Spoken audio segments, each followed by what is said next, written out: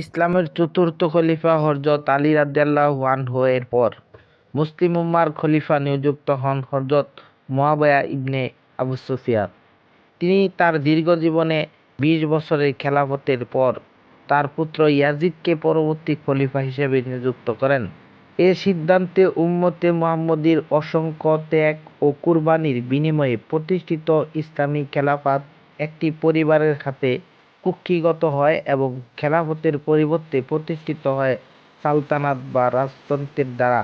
কারবালার ঘটনা নিয়ে আমাদের এই ছোট্ট প্রয়াস যদি ভালো লাগে তবে একটি লাইক দিয়ে সাবস্ক্রাইব করে অনুপ্রেরণা যোগাবে।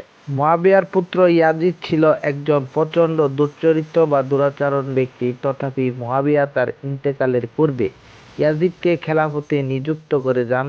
ইসলামী খেলাফতের সকল গভর্নর ও গুরুত্বপূর্ণ ব্যক্তিদের দামেস্কে নিজের প্রাসাদে ডেকে তার নিকট বায়তের জন্য বাধ্য করেন, কিন্তু মুহাম্মদ সাল্লাল্লাহু তার দৌহিত্র ৪ জন গুরুত্বপূর্ণ লোক ইয়াজিদের বায়াত গ্রহণে অস্বীকৃতি জানায়।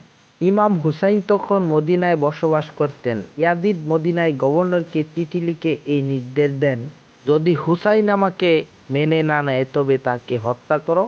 মদিনায় গভর্নর ইমামকে ডেকে বললেন, আপনি এই কাগজে ইয়াজিদকে খলিফা হিসেবে মেনে নেন এবং স্বাক্ষর করেন। ইমাম হুসাইন তখন বলল, ইয়াজিদের মতো লোক যখন মুসলিম উম্মার খলিফা হিসাবে বসেন তখন নবী মুহাম্মদ সাল্লাল্লাহু এর ধর্ম কারো কোনো উপকারে আসে না। আমি ইয়াজিদকে খলিফা মানি না। তিনি আরও বলেন, উত্তরাধিকার বলে জোরপূর্বক খেলাফত দখলকে আমি স্বীকার করি না। সেখানে ইয়াজিদের অনুগত লোকেরা ইমাম হুসেনকে হত্যা করতে চাইলে মদিনার গভর্নর তাদেরকে বারণ করেন, কারণ তিনি জানতেন এ অবস্থায় ইমাম হুসেনকে হত্যা করলে মদিনায় বিদ্রোহ দেখা দেবে, যা হবে বৃহত্তর ক্ষতির কারণ।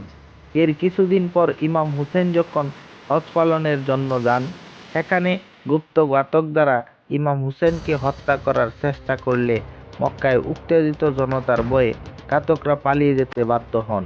বস্তুত মক্কা ও মদিনার লোকেরা ইয়াজিদকে খলিফা হিসেবে মেনে নিতে পারছিল না, কারণ তারা জানত মুসলিম উম্মার পরবর্তী খলিফা হওয়ার যোগ্য ব্যক্তি ছিলেন আওলাদে রাসূল ইমাম হুসাইন রাদিয়াল্লাহু আনহু।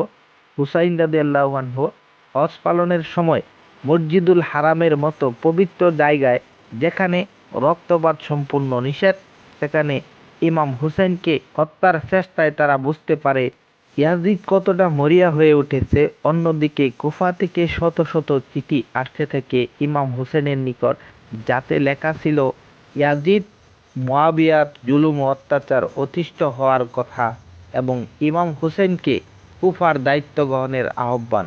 ইমাম হুসেনের বিশ্বস্ত একজনকে কুফায় প্রেরণ করেন এবং তিনি ইমাম হুসেনকে চিঠিতে জানান যে কুফাবাসী সত্যিই আপনাকে শাসক হিসেবে দেখতে চান। এরপর ইমাম হুসেন কুফার দিকে রওনা হন। অপরদিকে ইয়াজিদের অনুগত লোকেরা চাটুকারিতা ও মিথ্যা প্রলোভনে কুফাবাসীদের বিভ্রান্ত করে ইয়াজিদের অনুগত করতে সক্ষম হয়। তারা বলে যায় তারা নিজেরাই ইমাম হুসাইনকে দাওয়াত দিয়ে নিয়ে এসেছে। কুফায় ৬,০০০ সৈন্যের একটি বাহিনী প্রেরণ করে ইমাম হুসেনের কাফেলার বিপক্ষে, যারা কোনো যুদ্ধ কিংবা বিবাদের উদ্দেশ্যে রওনা হয়নি। তারা ফুরাত নদীর তীরে ইমাম হুসেনের মুখোমুখি হয় এবং দেখেন যে তারা মাত্র ৭২ জন। সেখানে ইয়াজিদের প্রতিনিধি উবাইদুল্লাহর নির্দেশে কারবালার প্রান্তরে ইমাম হুসেনকে অবরুদ্ধ করে এবং ইমাম হুসেনের কাফেলার জন্য ফুরাত নদীর পানি নিষিদ্ধ করে দেন। পরে যখন দুপক্ষ একে অপরের মুখোমুখি হয়, তখন ইয়াজিদ বাহিনীর সৈন্য সংখ্যা বাড়তে বাড়তে ৩০,০০০-এ পৌঁছে গেছে। অপরদিকে ইমাম হুসেনের মোট লোকজন ছিল ৭২ জন। সত্যি বলতে এটা কোনো যুদ্ধই ছিল না, বরং এটা ছিল হুসাইন রাদিয়াল্লাহু আনহু ও তার সহযোগীদের উপর চাপিয়ে দেওয়া একটি হত্যাযজ্ঞ। নিশ্চিত মৃত্যু জেনে ইমাম হুসেন তার সাথীদের কারবালা ত্যাগ করার কথা বললে তারা অস্বীকার করে এবং রাসূল সাল্লাল্লাহু আলাইহি সাল্লামের দৌহিত্রের জন্য যুদ্ধ করার এবং জীবন দেওয়ার প্রত্যয় ব্যক্ত করে। যুদ্ধের দামামা যখন বেজে ওঠে, তখন নিয়ম অনুযায়ী দ্বৈত যুদ্ধের ইয়াজিদ বাহিনীর দুর্ধর্ষ যোদ্ধারা ইমাম হুসেনের লোকদের কাছে শোচনীয়ভাবে পরাজিত হয়। পরে ইয়াজিদের কমান্ডার উমর ইবনে সাদ তার বাহিনীকে একযোগে আক্রমণের নির্দেশ প্রদান করে। মাত্র ৭২ জন বীর বিক্রমে যুদ্ধ করে যাদের ঘিরে রেখেছিল হাজার হাজার সৈন্য, তথাপি তারা আত্মসমর্পণের কথা চিন্তাও করেনি। বীর বিক্রমে যুদ্ধ করতে করতে একে একে শহীদ হন ইমাম হুসেনের অনেক সাথী। পরে জোহরের নামাজের সময় হলে উভয়ই তাদের শিবিরে ফিরে যান। ইমাম হুসেনের নেতৃত্বে যখন তার সাথীরা নামাজ আদায় করতেছিল, তখন প্রতিপক্ষ থেকে হাজার হাজার তীর নিক্ষেপ করে এবং সেই তীরে বিদ্ধ হয়ে শহীদ হন অনেক যোদ্ধা। অপরদিকে পানির অভাবে ইমাম হুসেনের শিবিরের তৃষ্ণায় কাতর হয়ে মারা যায় শিশুরা। তখন আব্বাস ইবনে আলী ইমাম হুসেনের নিকট অনুমতি চান যেন তিনি ইয়াজিদের পাহারা উপেক্ষা করে ফুরাত নদী থেকে পানি আনতে পারেন। ইমাম হুসেন জানতেন তার ভাই ফিরবে না, তথাপি তিনি অনুমতি দান করেন। আব্বাস ইবনে আলী ইয়াজিদ বাহিনীর বাধা বীরবিক্রমে অতিক্রম করে বশকে করে পানি নিয়ে আসেন। তখন তার উপর শুরু হয় তীরের বৃষ্টি এবং তিনি আহত হন। তারা তার কাছে এসে আব্বাস ইবনে আলীর ডান হাত কেটে ফেলে তিনি বশক বাম হাতে ধারণ করেন। তারপর সেনারা তার বাম হাতও কেটে ফেলে।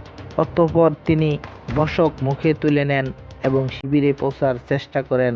অতঃপর তারা তার মাথায় আঘাত করে এবং তিনি এভাবেই ফুরাতের তীরে শহীদ হন। যখন আর কোনো যোদ্ধা অবশিষ্ট ছিল না, তখন তিনি ৬ মাসের শিশু আবদুল্লাহকে কোলে নিয়ে যুদ্ধের ময়দানে উঁচু করে বললেন, হে পাষণ্ডরা, তোমাদের শত্রুতা আমাদের সাথে, কিন্তু তোমরা নিষ্পাপ এই শিশুটিকে কেন পানির কষ্ট দিচ্ছ? এ কথার জবাবে তারা এক পশলা তীর নিক্ষেপ করে এবং মুহূর্তে একটি তীর এসে বিদ্ধ করে শিশু আবদুল্লাহর বুক, এবং সেখানে তারা একযোগে আক্রমণ করে নবীর দৌহিত্র হুসাইনের উপর। হযরত হুসাইন রাদিয়াল্লাহু আনহুর শাহাদাত বরণ অবধি বীর বিক্রমে যুদ্ধ করেন ইয়াজিদ বাহিনীর বিরুদ্ধে। আর এভাবেই কারবালার ময়দান সাক্ষী হয় এই নির্মম ও কলঙ্কিত অধ্যায়ের।